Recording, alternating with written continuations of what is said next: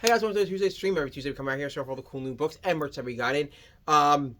It's a lot behind me because it's a massive week. Yeah, there's a bunch of cool stuff I'll be going over. So let's just start off with all the cool stuff. We have Fantastic Four, First Foes. This is actually from Marvel Comics. Oh, I forgot my stand. Can you get my stand, please? Okay. This is actually part and tied to the MCU. This is a prequel to the Fantastic Four movie. Thank you, Brianna, for. Thank you. This is tied into the Fantastic Four movie. This has. It shows off. So what they're doing is a bunch of one shots that are showing off villains that exist within the Earth of the Fantastic Four from the Fantastic Four First Steps movie. The next, this one, it shows the Mad Thinker and his ties to Fantastic Four, and the next one will be Shalabal and what her origin is in the MCU, which is really cool. Really dope idea that they're doing. It expands the MCU. It's told in the format of the Future Foundation, so it's like the comic book within the world stuff, which I like a lot. Really cool idea. If you like the Fantastic Four movie, or if you just like ancillary media that adds to it, I think doing this is a great form to expand the universe, because otherwise you can't really have done it otherwise without making another TV show or something else. Doing it in comic book form is fantastic. Next up is Green Lantern 33 or Green Lantern 600. There's a reason why I'm covering it, because issue 600 is one of the post DCKO books that you should really grab. This sets up Kyle Rayner as the main Green Lantern of Earth and the main Green Lantern of the comic. So if you're a 90s kid like myself and you grew up reading Kyle Rayner, this book is for you. It's a great jumping on point if you haven't been reading Green Lantern because Hal's not your guy, or like, oh hey, you got in too late and you're a little lost, confused. You don't have to worry about that. You can jump right here. You'll have a great time. It's a great story. It does set up Hal's story. It sets up Kyle's story, and going from here forward, it's fantastic. And it does do both their origins again, just so you can catch up. It's a great new reader-friendly book for GL. Next up is Invincible Returns #1 from Image Comics. This is part of the Invincible month run of facsimiles that Image has been doing. First was Marvel Team Up, then it was Invincible #1, and now Invincible Returns. In fact, this issue is episode 1 and 2 of the new current season that's out right now. So actually, if you've been watching the show, this is what the episodes are based off of, is this actual issue. Really cool. You definitely should grab it if you're an Invincible fan. These are great ways to get people to read Invincible. If you're a fan of the comic books, it's a great way to collect the book without going backwards and spending a lot of money on copies of books. It's a great read away. You should definitely grab it. Make sure if you're watching the show, grab this, grab the compendiums. These are great books to grab. Next up is Justice League Unlimited #17. And why am I covering 17? This is another direct fallout from DCKO. This is up what the Justice Leagues will look like going forward. If you see on the cover, clearly there'll be villains during Justice League. And there's a cool reason why. There's going to be kind of also a new Trinity set up going forward. Now that Superman's gone, spoilers by the way, for anyone that hasn't read DCKO, Superman's gone. We'll be talking about it in like another 3 books. Really cool if you haven't read Justice League Unlimited because you're like, oh hey, I'm not a Justice League guy, or because the story just seems too big because there's too many characters right now. Don't worry, this is a fantastic book to grab.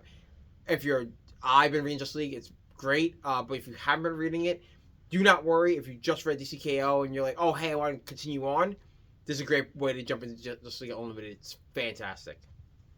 Next up is Midknight Man from Mark Spear's Midknight Man from Keenspot. This spins out of Mark Spear's Monsters. Right now, it is considered a one-shot, even though there's another issue coming out at some point in this year.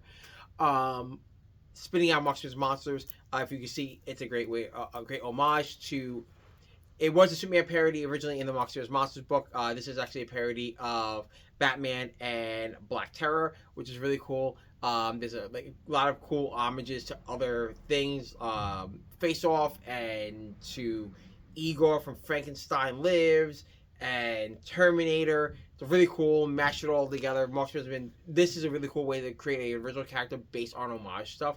And I like how they do that in this book. So really cool. If you want a cool out there book, you should definitely get it. If you are reading Mark Spear's Monsters, you should really get this book. Next up is Rafael Garcia's Henchman from Titan Comics. Normally I don't really cover a lot of Titan books on here. Not because for any particular reason, it's just there's not a lot of new #1s that come out that aren't part of a normal standing, like Gun Honey, for example, has been a franchise book for a while. This is really cool. Henchman is a great, funny adult comedy book about what it is to be a henchman in a world of like supervillains and super scientists and dumb stuff. It's really cool. It has the guy has to be hired out to do jobs, and he's like a mercenary, but he's a henchman, so he's like not that all put together. It's funny, it's cringy, it's doofy. It leans into a lot of tropes that we know from a lot of movies and TV shows. It's a great read from top to bottom. You should really get this book. Next up is the book we all want, Superman and Spiderman, from DC and Marvel. Superman and Spider-Man contains 6 stories, I think. I can't remember now. I read a bunch of them. Yes. I think it's They gave us 4. There were 2. 6. Yeah, 6. So you have Superman and Spider-Man, the main story in which Peter Parker and Superman team up. You have a Mary Jane Lois Lane story. You have a Punisher Power Girl story. You have Superboy Prime with Black Suit Spider-Man. You have Miguel O'Hara Spider-Man 2099 with Superboy from Legion of Superheroes. You have, I'm missing... Pa Kent and Uncle Ben. You have Carnage and Jimmy Olsen. That was great. That's hilarious. These are great stories. What I like about this book so much is that they did what they didn't do in the first one, which is this is a Superman Spider-Man crossover. So every story in this is about Superman and Spider-Man. So if you're getting ASM, you should pick this book up. If you're getting Superman, you should pick this book up. It's a must-have. This book is great.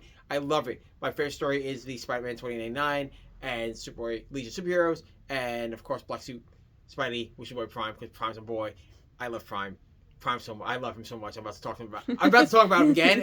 You're going to get sick of me talking about Prime for the next at least 6 months. I cannot wait.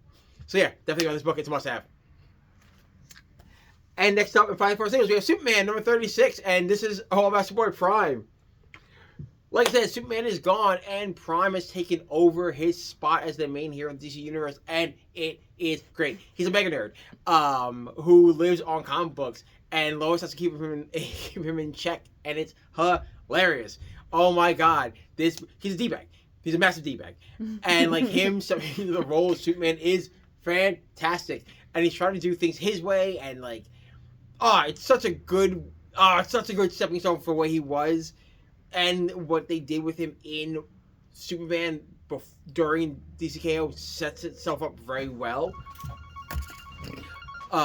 It's a fantastic story. You should definitely grab this book. It is a must-have. Oh my god, if you have not been reading Superman, this is the book to jump on. So with our trades next, we have Deadhead from Iron Age Comics. Deadhead is a mix of hack and slash, kind of meets like, it's hack and slash, but like not, it's really weird. If you guys don't know, so hack and slash is a book about a young girl about a girl whose mother was a serial killer, and she hunts out other slasher-esque killers. This is the same thing, but like different, where now like the devil has created this tournament of bad guys, of slashers, and Deadhead has to hunt them down. This book is wild. If you like slasher films, there is an homage to all great slashers in this book. You should definitely grab this book. It's a must-have for horror fans. If you're a comic book fan and you just want cool chaos storytelling, this is a great book to pick up. Next up is Imperial from Marvel Comics. Imperial was the Marvel Cosmic event. This is written by Jonathan Hickman, so if you love Hickman, this is on your list. This trade actually includes all the Imperial story, which is the Imperial 1 through 4, plus all the tie-ins, the one-shots that led up to the new miniseries that came out. This sets the stage of what the Marvel cosmology is going to be going forward. It's a fantastic book. You definitely must have this if you want to go forward with the Marvel Cosmic books. From Marvel, we have Punisher, King of Killers, and this covers a lot. This is the first 12. This is the entirety of the 12-issue series for Punisher before the current one that came out. King of Killers is tied to the Daredevil run at the time. He is tied to the Hand. He's the leader of the Hand at that point. Really cool. Also, you should get this because the new Frank Castle Disney Plus special is coming out in May 12th, which is wild, actually.